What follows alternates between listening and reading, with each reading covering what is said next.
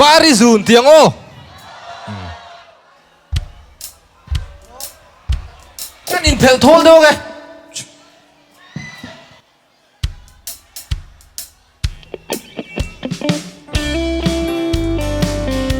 Mình lâu dài vui vết luôn, mình thiềm vết khá.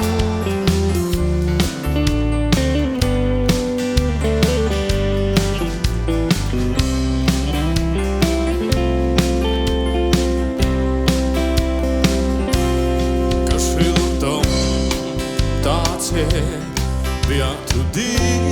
lệ lá bồi anh tình lâu ai chiếm mô tình ấy rồi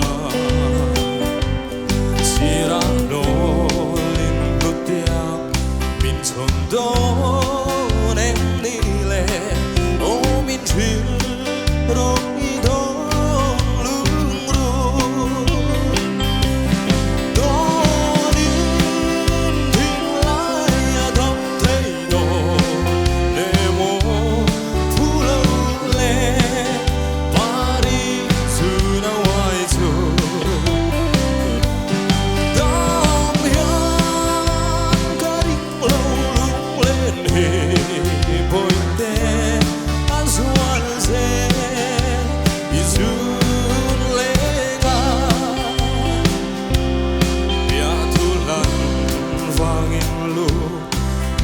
sang lâu la càng em che ô bối tê mình chia đô bia thu lan vang lu i her mai cho nè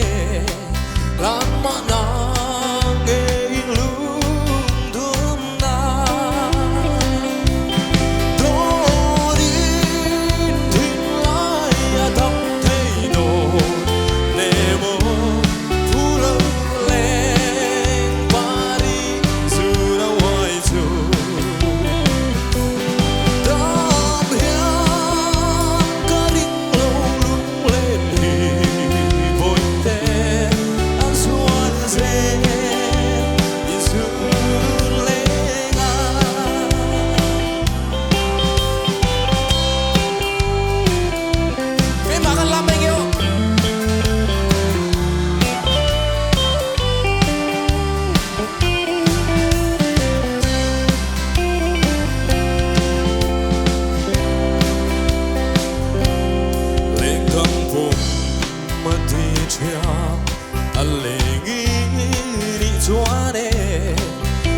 tiếng son relin